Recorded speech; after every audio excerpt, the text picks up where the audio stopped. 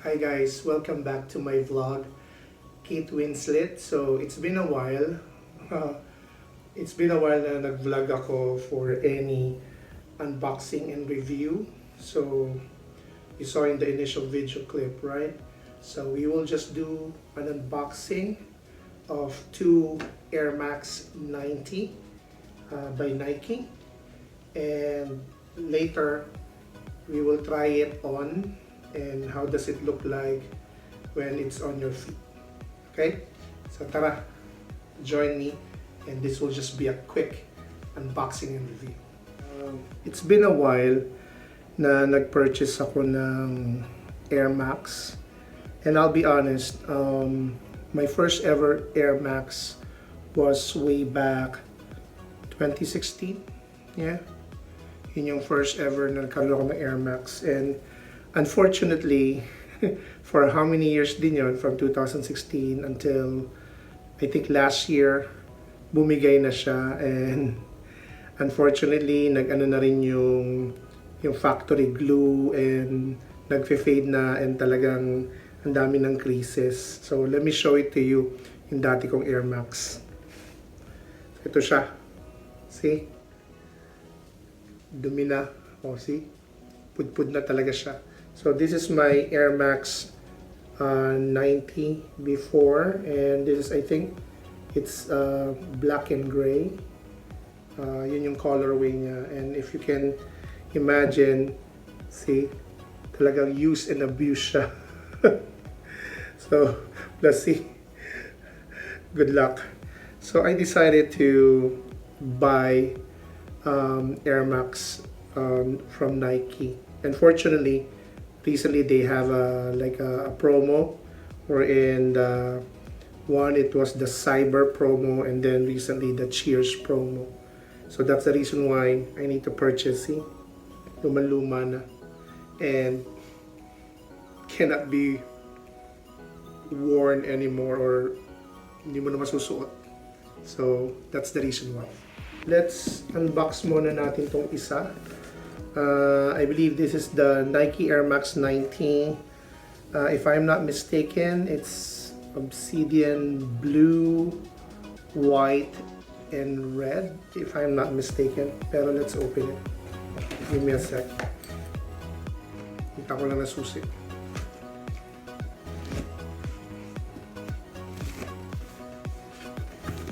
So this is, the courier was Aramex here in Malaysia. So later na lang sabihin ko yung price. I'll show it in the screen. So ito yung una. Here you go. The one I picked, this is size 10. Technically for Air Max, usually I'm size 10 or size 11. But minsan mas komportable ako sa 11 kasi last time ko size 11 yun. Pero ito kasi ang available lang size 10. Pero okay pa rin naman. See? So this is the Air Max 90, and I'll read the description. It's Obsidian, yeah, yun yung what I mentioned earlier. But I'll show you a sample image of it. So this is size 10, and let's open it. So pakita ko lang sa inyo yung box. Yeah. And cool. Let me show it.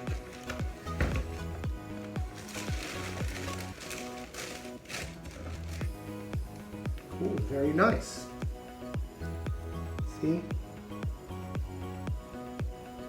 So this is the Obsidian. It's like navy blue, white with gray. If you can see, the swoosh is color light gray. Then below is, there you go. So again, this is just a quick unboxing. And when I saw this online, yeah, the colorway is quite nice kasi it's a mix of leather, like leather, and then something like suede kind of material. Same goes with the swoosh. And then here in the toe area, in the toe box area, it's like I don't know if it's a mix of knitted fabric and whatnot. And then the typical, you know, the inner sole and outer sole. And I don't know, I forgot what you call this, but I think it's the bubble. They call it the bubble. So far, maganda siya. Kind of like the colorway. And again, when I saw this, isang pair na lang, which is, during that time, it's UK 9, but it's US size 10. So there you have it. So later, we'll check it on feet. Okay? Cool. Here. Here's the second box. Let me get my keys.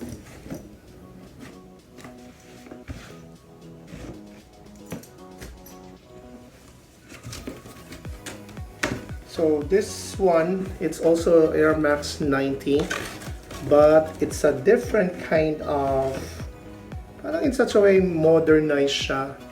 And oh, that's weird.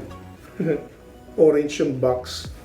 Because usually, this kind of design ng Air Max is the Move to Zero box. Just like what I bought to my son before.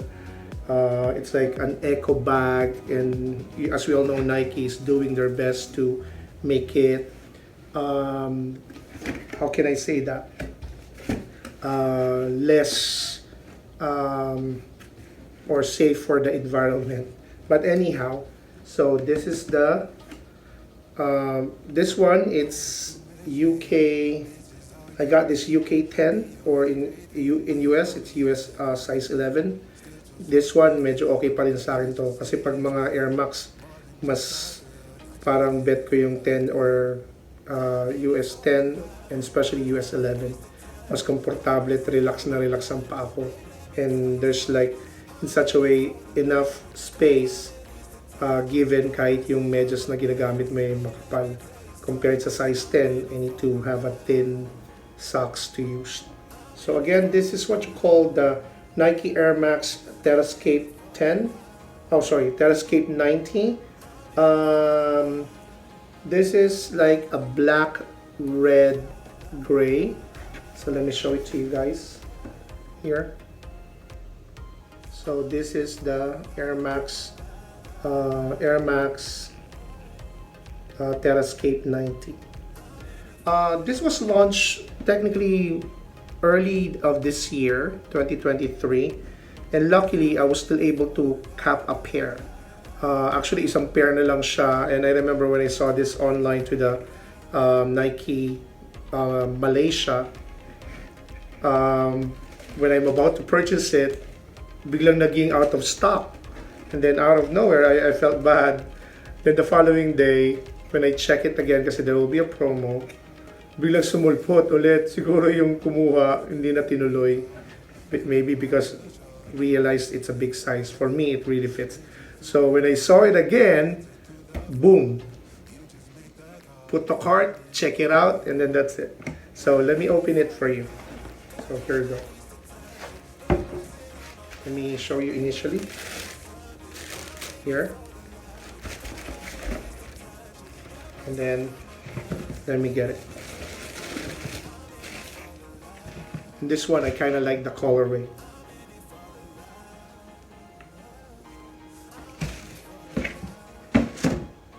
Here. So this is kind of new or hybrid kind of Air Max 90. Again, this is what you call the Terrascape series. So it has a pull tab pa nga sa tang niya. So as you can see. And it has a totally different kind of outsole and inner sole and outsole. It's like see-through. They call it crater form, or crater foam rather. See? So sabi ko nga, like what Nike is doing, they made with at least 20% recycled content. So they are now gearing towards to what they said, move to zero, and you know, as much as possible, less carbon that they're using for the materials. So I kind of like it with the red swoosh, And imagine there's like a pull tab here and another pull tab in the tongue. So it's kind of nice. I kind of appreciated it. See? Very organic, and kala mo it's like just molded for the sole, and then that's it. But it's kind of nice. This is size 11 or US 11. And see, you can see it inside. It says there Nike Terrascape. And if you can see this symbol, guys, this symbol, that circle, it means move to zero. So they are really endorsing and promoting less carbon when it comes to their materials. So again, this is the Air Max 90 Terrascape, which is, I believe, this is the red, black, like kind of series. They call it like anthracite, if I am not mistaken, if I pronounce it correctly. So there you go. Cool.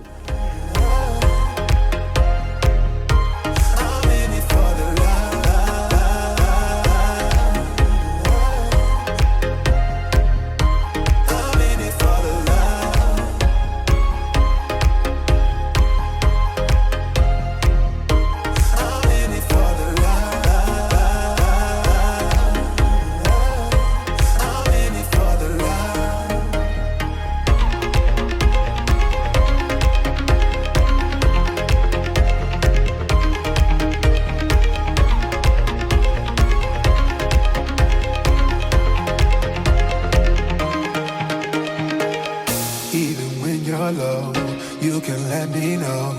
You know I will show. Now we're sipping the Bordeaux with you through it all, winter through the fall. You just make the call. Yeah, I'm in it for it all. I'm in it for the love, 'cause love it needs to touch it. You're pressing on my buttons, babe. Let me tell you something. I'm in it for the love, 'cause love it needs to touch it. You're pressing on my buttons, babe. Let me tell you something. For the love, I'm in it for the love. I'm in it for the love. I'm in it for the love. For the love.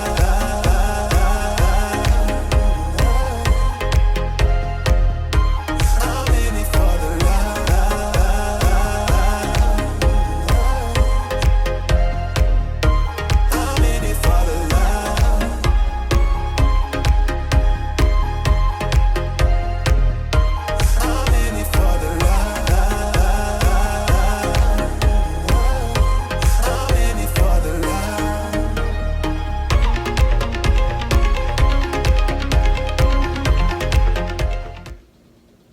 So there you have it. I hope you like this simple video and vlog regarding the two Air Max 90, which is I featured earlier. And I hope you like the symbol, what do you call this? Shoes on feet. And you saw earlier when I wore these two shoes. So again, if you reach this video or this portion, please don't forget to like this video, subscribe, and hit the bell notification if you want to be notified for future or incoming video just like this one. So I hope you like the simple unboxing and review. And again, if you have any suggestion, question, just comment down below in the comment box. Okay? So always remember, as I end this video, eat, vlog, sleep, and repeat. Have a great day. Maraming salamat. Terima kasih. Thank you very much.